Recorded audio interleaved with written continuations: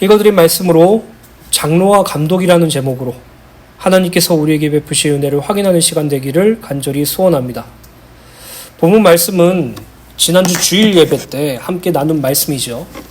1대지에 많은 시간을 할애하였기 때문에 2대지 부분을 이번 주 주일 예배 때 하려고 하였으나 오늘 디도서의 말씀을 계속 묵상하면서 하나님께서 계속 크신 은혜를 베푸셔서 이 이후의 구절들을 묵상하며 예배를 준비하고 있었습니다.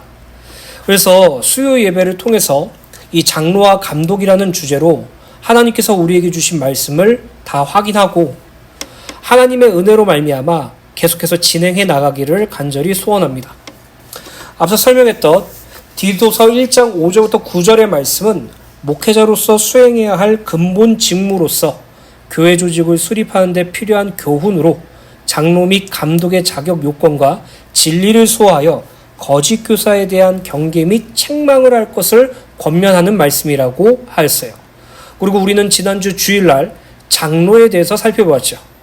여기서 장로는 오늘날 한국교회의 직분으로서의 장로가 아니라 하나님의 말씀을 증거하고 하나님 말씀으로 세우는 목회자가 더욱 가깝다고 말씀드렸어요. 바울은 디도에게 그레데 섬에 장로를 세울 것을 명령했는데 당시 그레데 교회는 그레데 섬의 타락한 문화와 우상숭배 사상에 대하여 바로 분별하지 못했고 교회의 불완전한 조직과 행정으로 인하여 교회 생활에 큰 어려움을 겪고 있었고 진리를 아는 것에 연약하여 이단들의 거짓 사상에 매우 취약하였기 때문에 각 교회마다 각 성마다 목회자 곧 장로를 세워 교회를 다스릴 것을 권면했다는 것이죠. 그렇다면 장로의 자격 요건은 무엇입니까? 책망할 것이 없고 한 아내의 남편이며 방탕하는 비난을 받거나 불순종하는 일이 없는 믿는 자녀를 두어야 할 것이라고 말하고 있죠. 책망이라는 부분에 대해서 우리는 한 가지의 질문을 같이 생각했죠. 그것은 무엇이냐? 구원받은 성도가 또 목회자가 항상 삶 속에서 가져야 될 생각 무엇입니까? 주님이 기뻐하실 만한 것이 무엇일까? 이 행동이 주님이 기뻐하시는 것일까?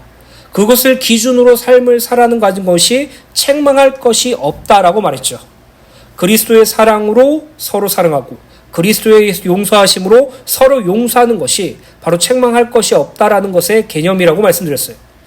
또 한 아내의 남편이라는 부분은 반드시 결혼을 해야 된다거나 또는 한 명만 결혼해야 된다는 그런 개념이 아니라 하나님께서 말씀을 통해 주신 일부 일처의 결혼 원리에 대해서 설명하는 구절이죠. 에베소 5장 31절부터 32절에 그러므로 사람이 부모를 떠나 그 아내와 합하여 그 둘이 한 육체가 될지니 이 비밀이 크도다. 나는 그리스도와 교회에 대하여 말하노라 라고 말하면서 그리스도 예수가 신랑 되시고 교회된 우리가 신부 되어서 연합된 결혼함으로 말미암아 하나가 되는 그 의미로 한 아내의 남편이며 라고 말하고 있어요. 즉 구원받은 성도는 한 아내의 남편으로서 또 남편의 아내로서 하나님께서 제정하신 일부 일처의 그 제정을 통해서 그리스도 예수와 내가 결혼하고 하나가 되었다는 사실을 말하고 있다는 것이죠.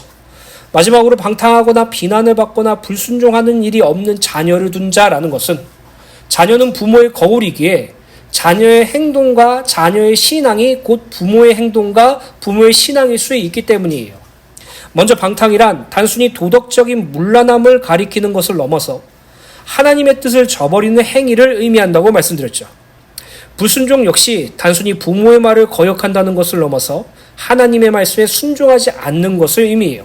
즉 하나님의 자녀된 성도, 목회자로서 세움을 받은 자, 장로라는 직분을 가진 자는 그 가족들부터 장로로서부터 그 모든 가족들이 하나님의 뜻을 나의 뜻으로 삼고 하나님의 말씀에 순종하는 삶을 살아가는 것이 당연함을 밝히고 있어요. 이것이 장로의 요건이며 오늘날 구원받은 성도들에게도 동일하게 적용되어야 할 부분이라고 확신합니다.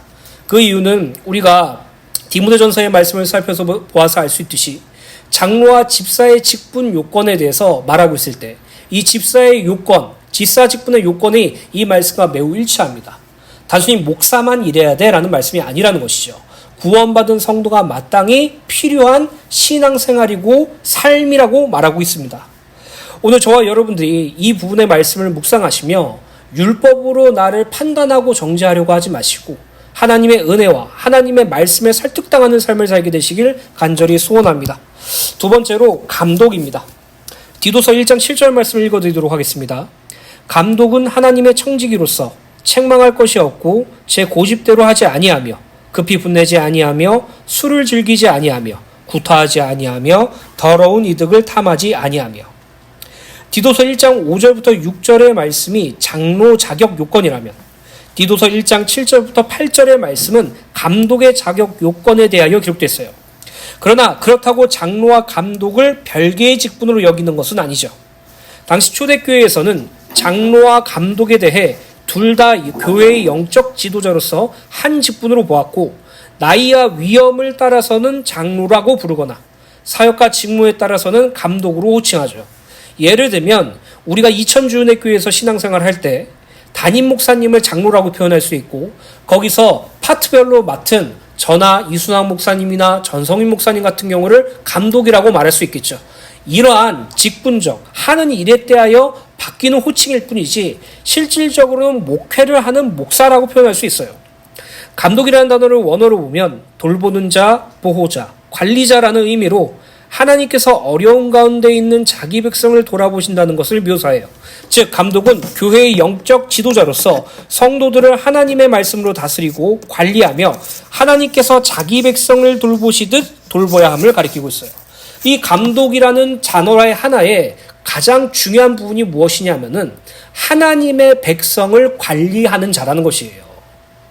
한국교회에서 목사가 주인인 교회가 너무나도 많죠. 목사가 교회와 성도를 다스리는 경우가 너무나도 많아요. 그러나 이것은 너무나도 큰 문제예요. 목회자는 하나님의 백성을 관리하는 자예요. 하나님의 백성을 하나님 대신 하나님의 말씀을 증거하는 자이지 절대로 목사 스스로가 주인이 되고 목사 스스로가 하나님이 되어서 성도들을 다스리고 성도들에게 명령하고 성도들을 지배하는 것이 아니라는 것이죠. 그러나 오늘날 한국교회에서는 어떤 교회에서는 스스로 자신이 주인이라고 여기고 스스로 자신이 하나님처럼 되어서 성도를 자기 마음대로 하고 성도를 자기 입맛대로 하는 그런 말도 안 되는 범죄를 저지르고 있어요. 사랑하는 주내교회 성도 여러분, 이 자리에 선 저를 목사로서 존중해 주시는 것은 너무나도 감사해요. 그런데요, 저를 목사라는 자리에 두시지 하나님 자리에 두려고 하지 마세요. 저 역시 여러분들과 똑같은 인간이고 저 역시 때로는 연약하며 저 역시 때로는 불신앙도 하고 저 역시 때로는 하나님께 원망도 하는 부족하고 연약한 존재예요. 그것을 여러분들에게 보여주지 않고 하나님께 무릎 꿇고 기도하기 때문에 여러분들이 모르시는 것이지 저 역시 그리스도 예수가 아니면 불가능한 존재예요. 그렇기 때문에 성도는 목회자를 우상화하려고 하지 마시고 목회자는 성도를 스스로의 생각과 능력으로 다스리려고 하지 마시고 하나님의 은혜로 함께 걸어나가는 우리 주은혜교회가 되기를 간절히 소원합니다. 감독의 요건 중 첫 번째는 하나님의 청지기로서 책망할 것이 없고 라고 말하고 있죠. 청지기란 집을 관리하는 사람이라는 의미예요. 성경에서는 사도들이나 교사들에게도 청지기라는 용어를 사용되었어요. 집이란 하나님의 집을 의미하며 하나님의 집은 디모데전서 3장 15절에 이렇게 기록되어 있죠. 만일 내가 지체하면 너로 하여금 하나님의 집에서 어떻게 행하여야 할지를 알게 하려 함이니 이 집은 살아계신 하나님의 교회요 진리와 기둥의 터니라 라고 기록됐어요.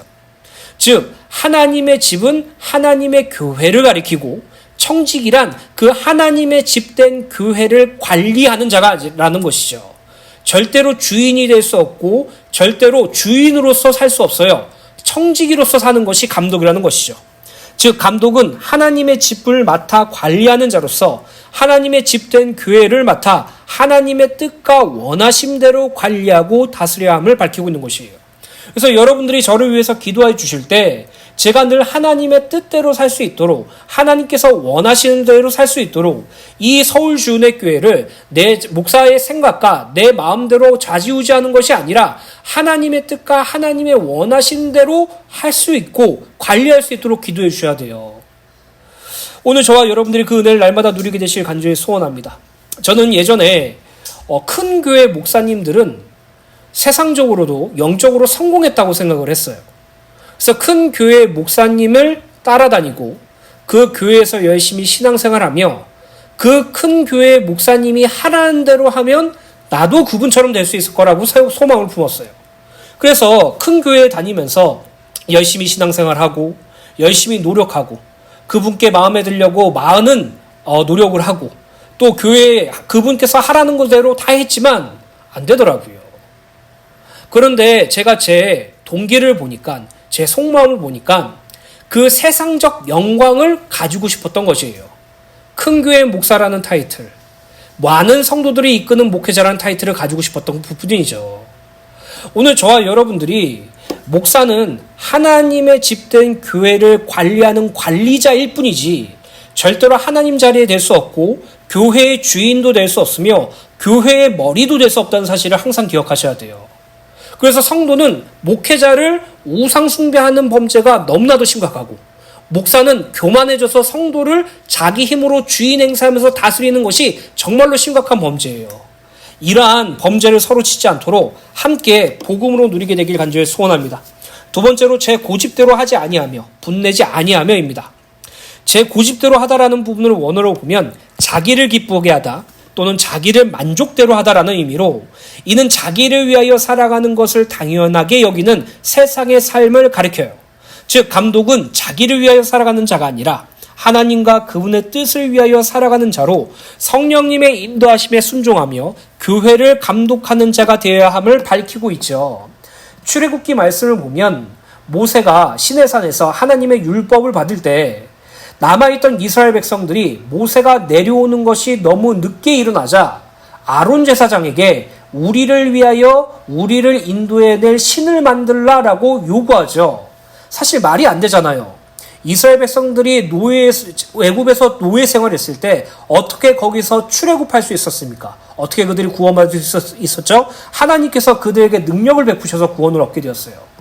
광야, 곧 사막에서 40년 동안 지내는 그 삶 속에서 어떻게 그들이 배고픔에 죽지 않고 목마름에 죽지 않으며 낮에 그 더위와 밤의 추위를 이겨낼 수 있었습니까? 하나님께서 그들을 보호하셨기 때문이죠.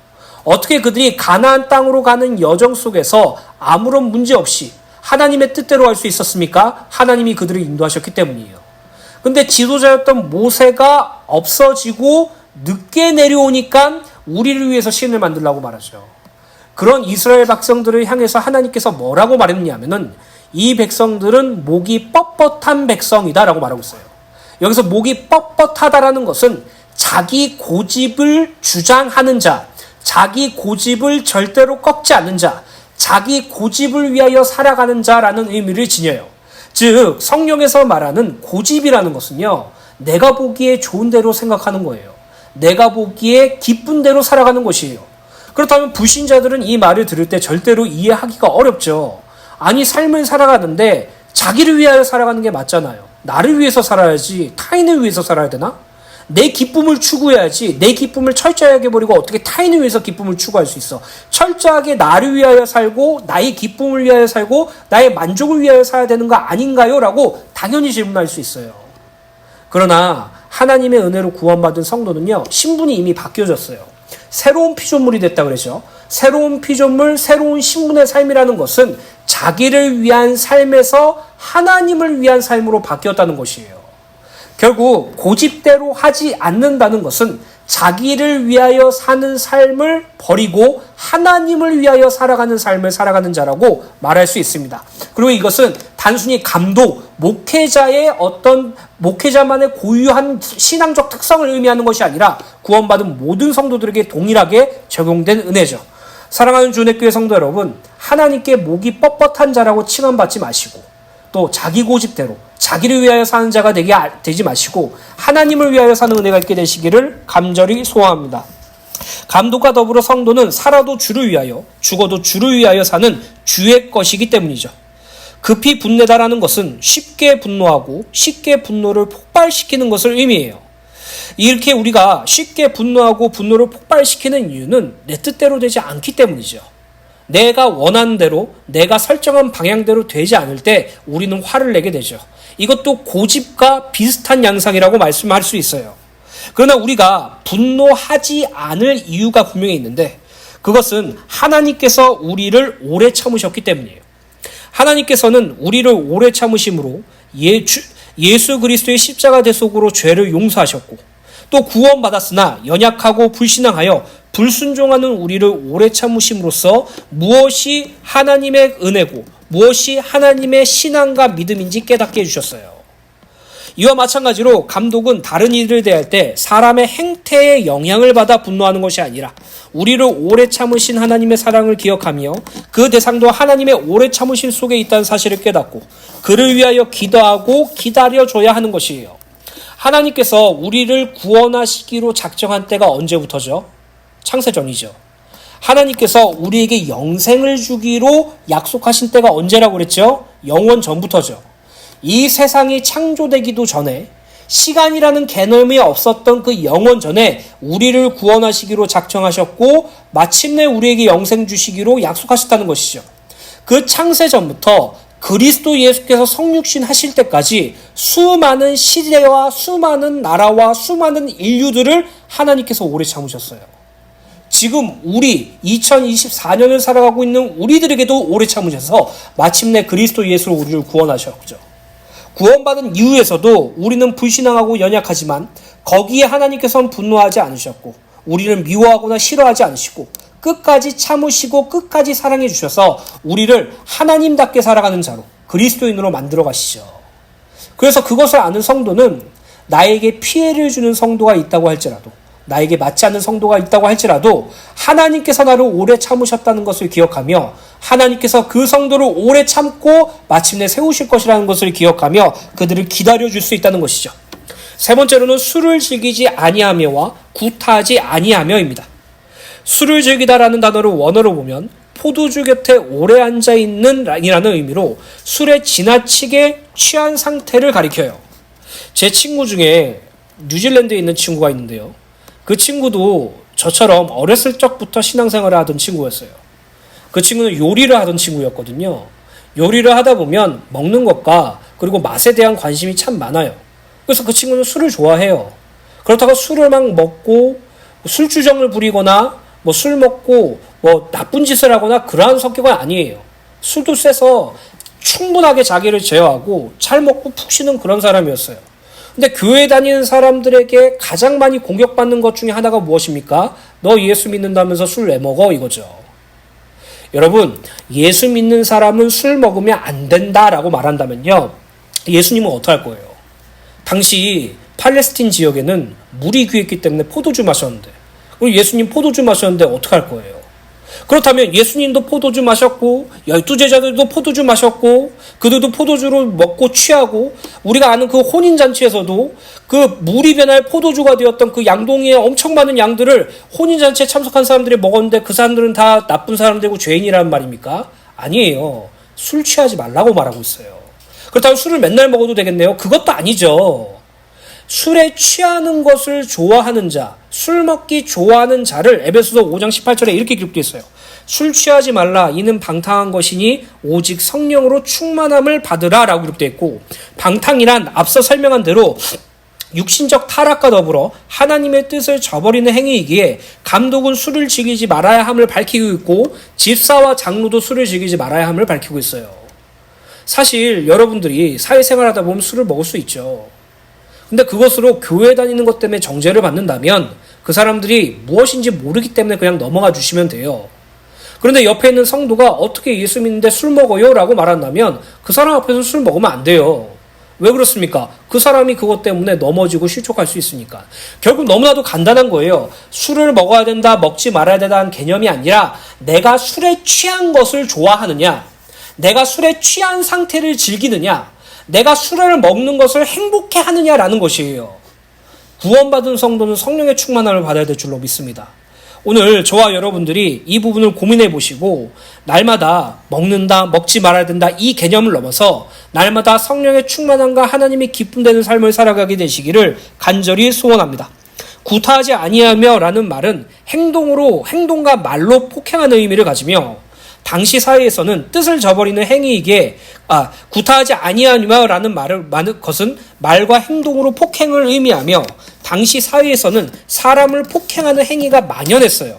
그 당시에는 폭행이라는 것이 나쁜 것이 아니었어요.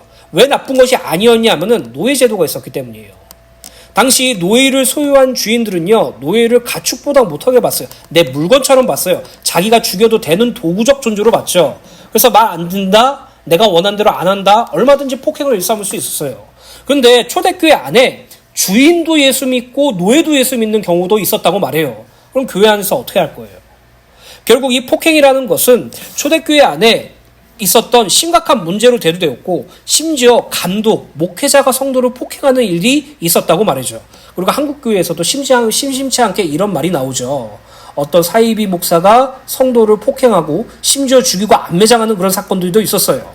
즉 감독은 교회의 주인이라는 착각 속에서 자기 마음대로 하기 위하여 성도들에게 말리나 행동으로서 폭력을 가하는 행위가 있는데, 그것을 철저하게 버리고 하나님의 집된 교회를 맡은 청지기, 관리자로서 하나님께서 택하신 백성을 하나님의 뜻대로 관리해야 된다는 것이죠.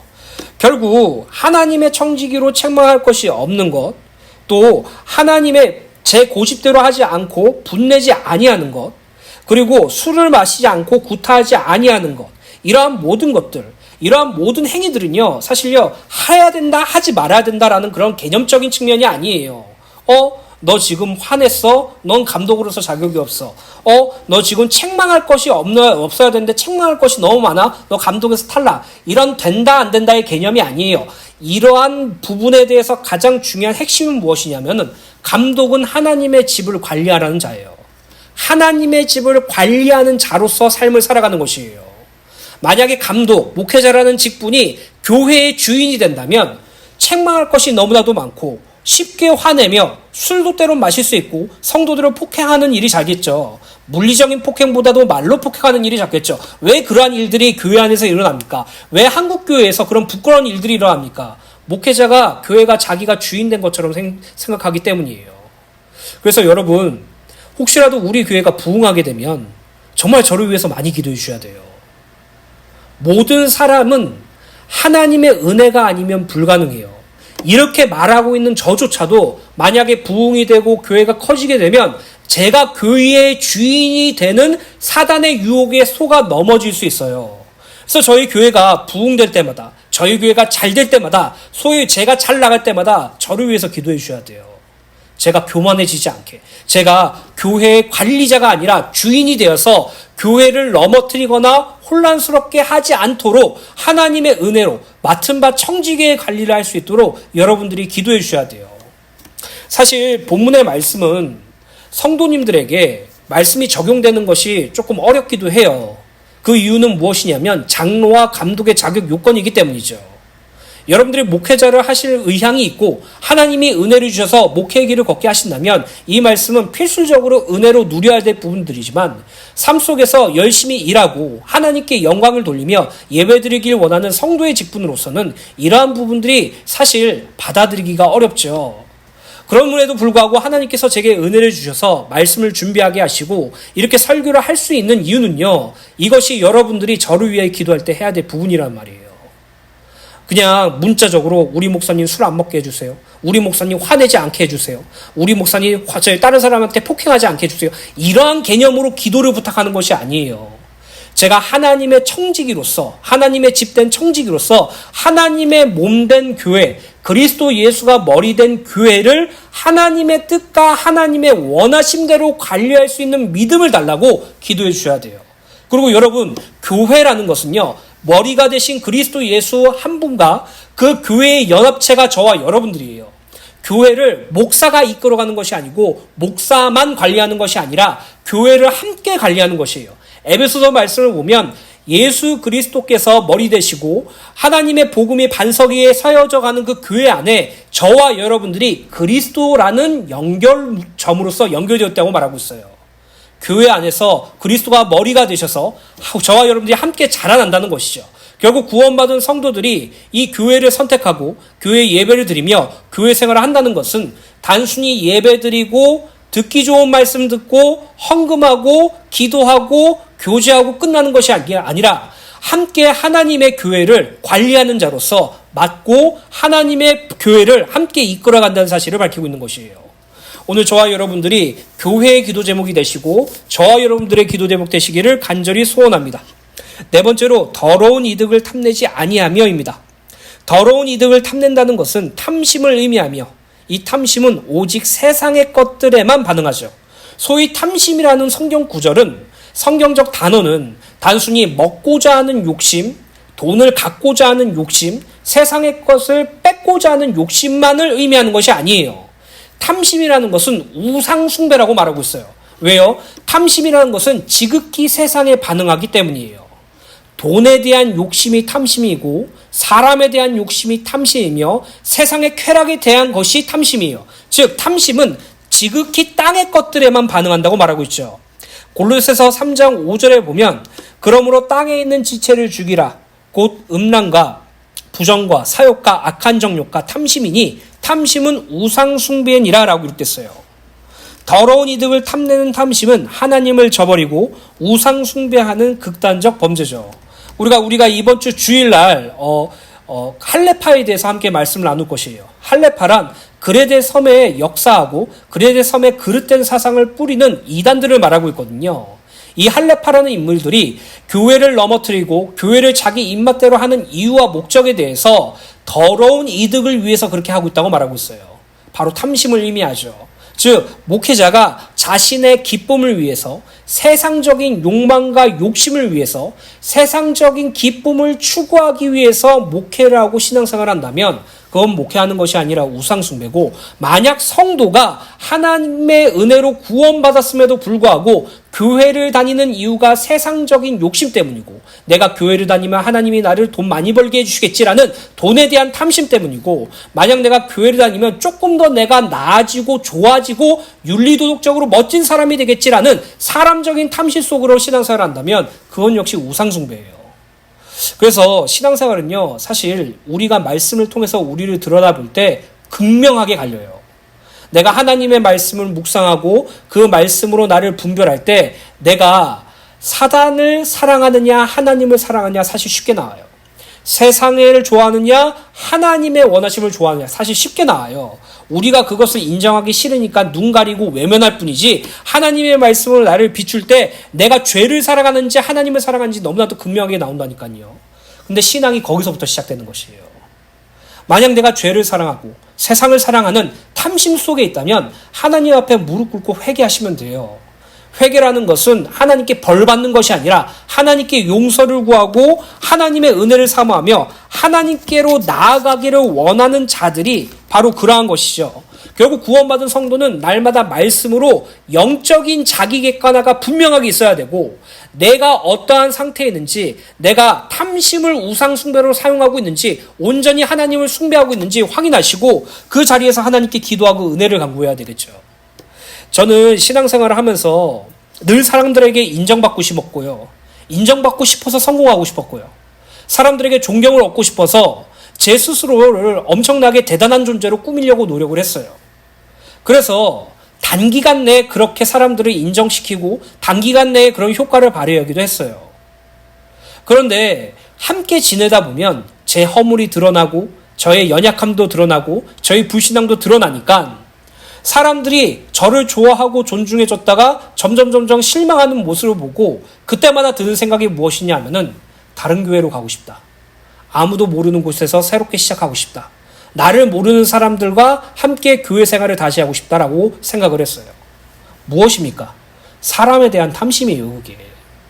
사람에게 인정받고자 하는 마음, 사람에게 칭찬받고자 하는 마음, 사람들에게 목회자로서 존중받고자 하는 마음, 내가 다른 사람보다 낫다고 여기는 것을 인정받고자 하는 그 욕구, 그것마저 탐심이라는 것이죠. 나라는 존재, 사람이라는 존재를 제가 우상숭배하고 있었어요. 그러나 하나님께서 여러 가지 고난과 또 하나님께서 여러 가지 말씀의 은혜와 하나님께서 저에게 주신 은혜로 말미암아 제가 신앙생활 하는 것이 아니라 우상숭배하고 있었음을 깨닫고 하나님께 회개할 수 있었어요.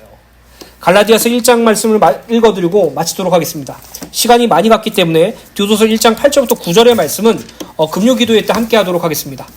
갈라디아서 1장 10절 말씀입니다. 이 말씀은 저희 인생에 아주 중요한 터닝포인트적인 말씀이고 여러분들도 함께 고민해 볼 말씀이었으면 좋겠어요. 갈라디아서 1장 10절입니다. 차신 줄로 알고 함께 고백하도록 하겠습니다. 이제 내가 사람들에게 좋게 하랴, 하나님께 좋게 하랴, 사람들에게 기쁨을 구하랴. 내가 지금까지 사람들의 기쁨을 구하였다면 그리스도의 종이 아니니라. 하나님께 쓰임받는 교역자로, 목회자로 그런 삶을 살아가는 저조차도 사람을 기쁘게 하는 삶을 살기 원했어요. 바로 탐심이라는 우상숭배 속에 있었죠.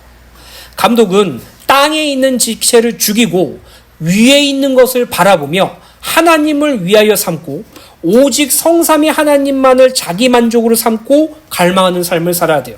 이것은 감독, 목회자뿐만 아니라 구원받은 모든 성도들에게도 동일하게 적용된 신앙생활이죠. 사랑하는 주의 교회 성도 여러분, 사람을 기쁘게 하려 하지 마시고 하나님을 기쁘게 하는 삶을 사세요. 사람의 종된 삶을 살지 마시고 하나님의 종된 삶을 사셔서 하나님의 기쁨과 하나님의 원하시는 삶을 살게 되기를 예수님의 이름으로 축복합니다.